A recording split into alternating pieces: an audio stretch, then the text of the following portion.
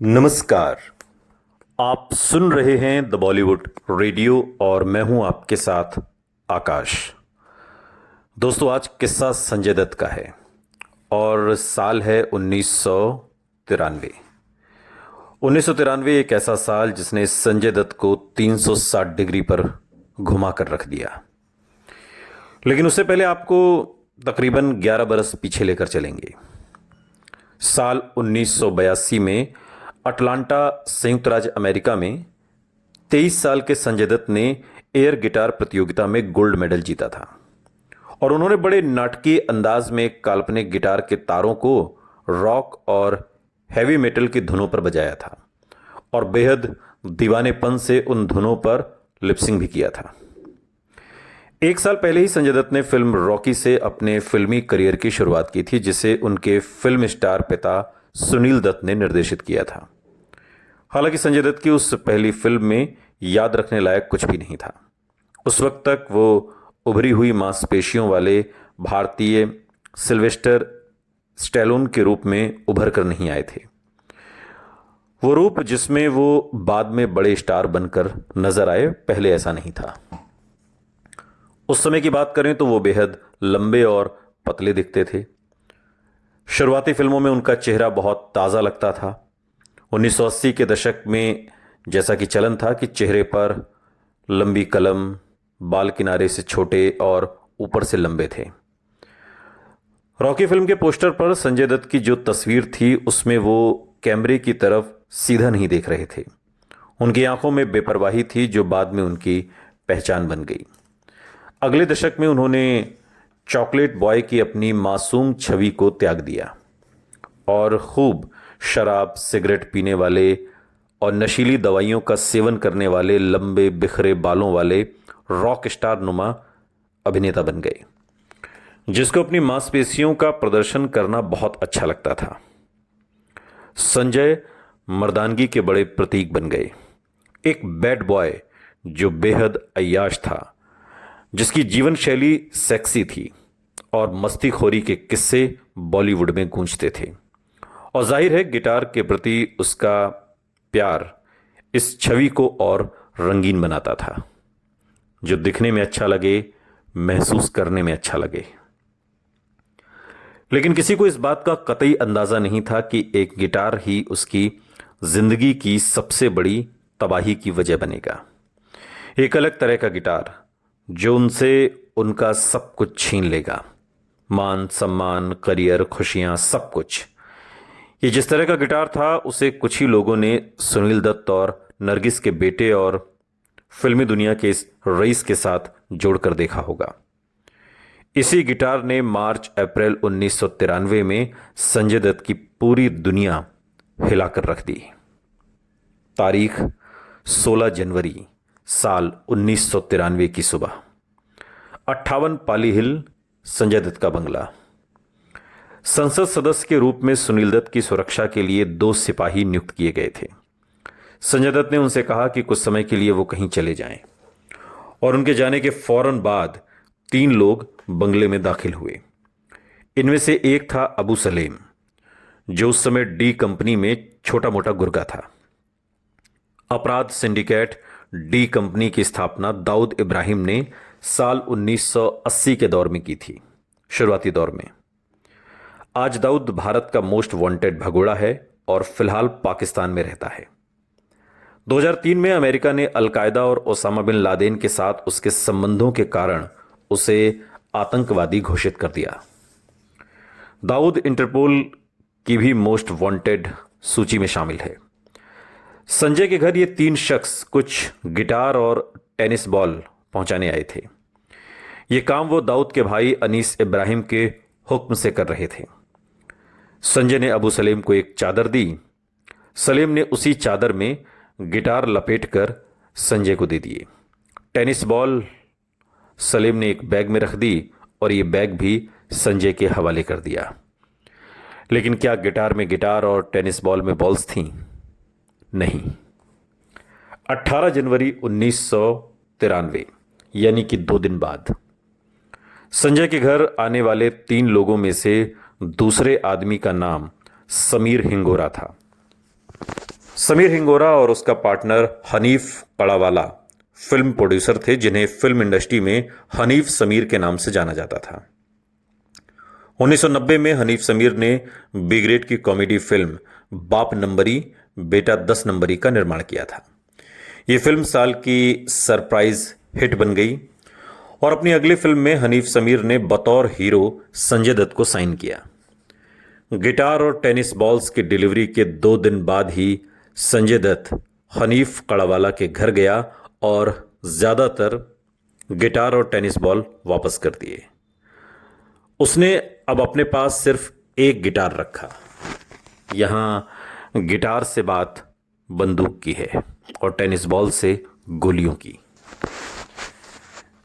12 मार्च 1993, तकरीबन 2 महीने बाद, शुक्रवार की उस दोपहर एक के बाद एक शक्तिशाली बम धमाकों से बंबई हिल गई।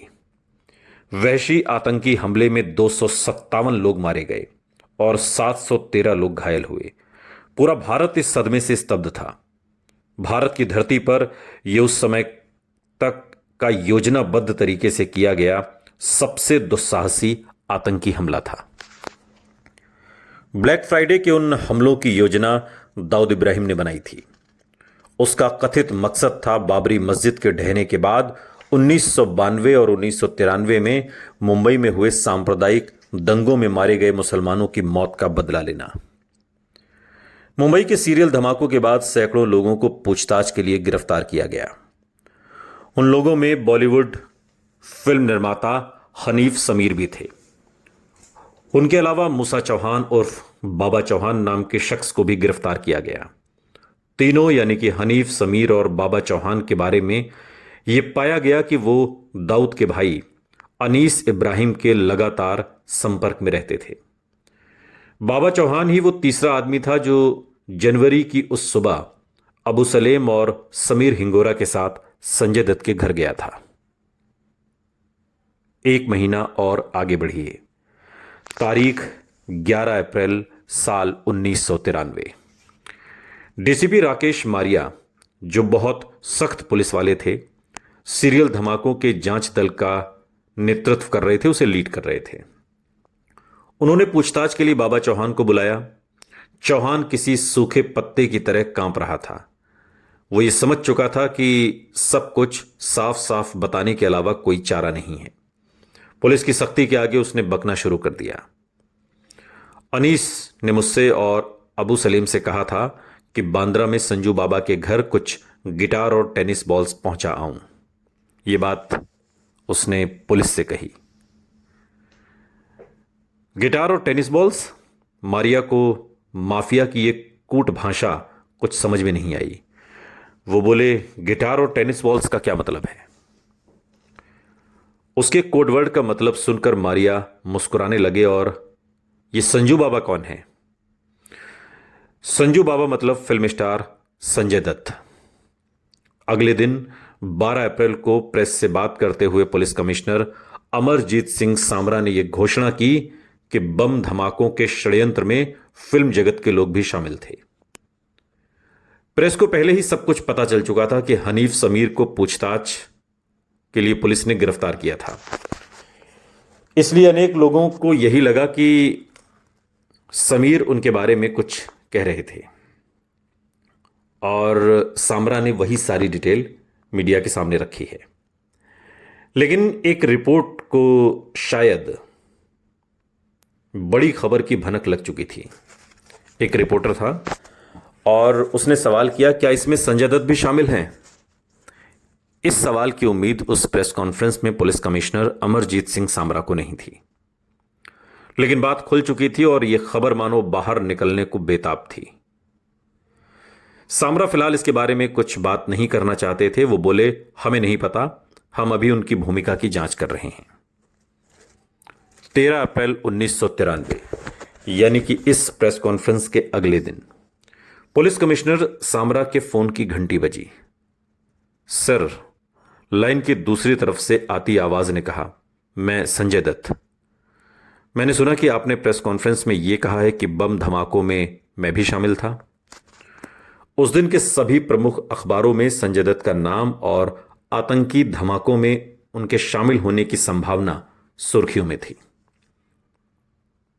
उस समय संजय दत्त मॉरिशस से रवीना टंडन, करिश्मा कपूर और अन्य कलाकारों के साथ फिल्म आतिश के क्लाइमैक्स की शूटिंग कर रहे थे। सामरा ने उनसे यह कहा कि उनका नाम हनीफ समीर ने लिया है और पुलिस जांच कर रही है।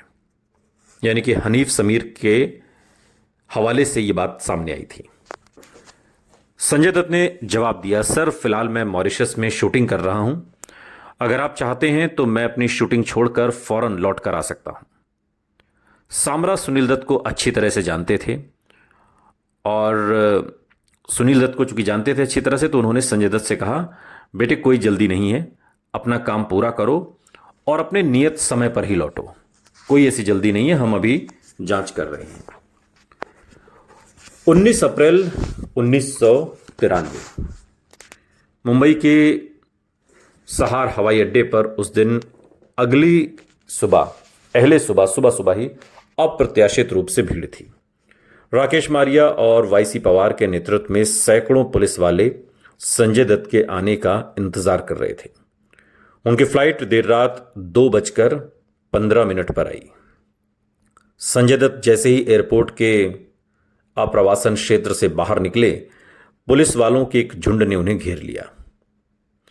मैं सीढ़ियों से नीचे उतर रहा था और मैंने चारों तरफ देखा और हजारों पुलिस वाले मेरी तरफ बंदूक ताने खड़े थे।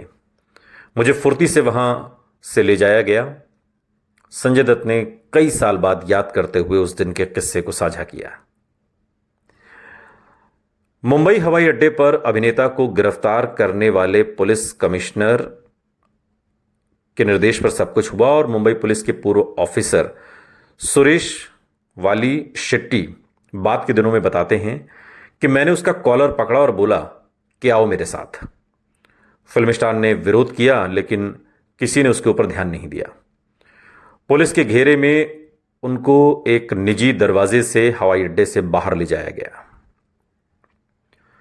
उसी शाम मुख्यमंत्री शरद पवार ने आधिकारिक रूप से प्रेस को बताया कि संजय दत्त को गिरफ्तार कर लिया गया है। उनको टाडा के अंतर्गत गिरफ्तार किया गया था, डरावने आतंकवादी और विध्वंसक गतिविधियां रोकथाम अधिनियम के अंतर्गत, टाडा। अगले दिन 20 अप्रैल 1993 इस घटना से सुनील दत्त हिल गए थे। वो इस बात को मानने के लिए तैयार ही नहीं थे कि उनका बेटा मुंबई धमाकों के षड्यंत्र में शामिल हो सकता था।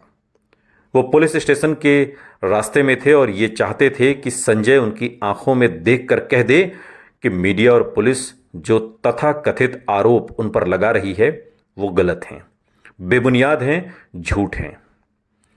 एक नैतिक इंसान, जनता के बारे में सोचने वाले देशभक्त सुनील दत्त का बेटा आतंकवादी कैसे हो सकता है? वो ऐसा क्यों करेगा? इससे पहले संयुक्त पुलिस आयुक्त जेपीसी एमएन सिंह और राकेश मारिया ने क्रैफोर्ड मार्केट स्थित पुलिस मुख्यालय में अपराध शाखा के दफ्तर में संजय दत्त से पूछताछ की थी। संजय ज्यादा देर तक पूछताछ को सह नहीं पाए और वो टूट गए और पुलिस के सामने सब कुछ कबूल कर लिया, सब कुछ बता दिया जो उस रात हुआ था। गिटार और टेनिस बॉल्स। जब सुनील दत्त आए तो मारिया ने संजय से कहा कि वो अपने पिता को सच बता दे। संजय ने अपने पिता की तरफ देखा और फिर उनके सामने ही संजय ने कबूल किया कि उनके पास एक खतरनाक राइफल और कुछ असलहे थे जो उनको अनीस इब्राहिम ने भिजवाए थे। यह सुनकर सुनील दत्त के पैरों के नीचे से मानो जमीन खिसक गई। वो जानते थे कि उनका बेटा बेवकूफ और बिना सोचे समझे काम करने वाला तो हो सकता था, लेकिन क्या वो इतना बड़ा अपराधी हो सकता था? क्यों? सुनील दत्त ने संजय से पूछा। संजय ने जवाब दिया, क्योंकि मेरी नसों में मुसलमान का खून है। शहर में जो कुछ हो रहा था उसे मैं बर्दाश्त नहीं कर सकता था। और इस जवाब के लिए एक पिता कतई तैयार नहीं था। सुनील दत्त चुपचाप पुलिस मुख्यालय से बाहर आ गए। उनके कानों में जरूर उनके बेटे की आवाज गूंज रही होगी। उनका जहन जरूर अपनी स्वर्गीय पत्नी नरगिस की ओर गया होगा। संजय अपनी मां की आंखों का तारा था। वो इतनी आसानी से संजय को हारने नहीं दे सकते थे और यहां से उनका एक लंबा संघर्ष शुरू हुआ। सुनते रहिए द बॉलीवुड रेडियो, सुनता है सारा इंडिया।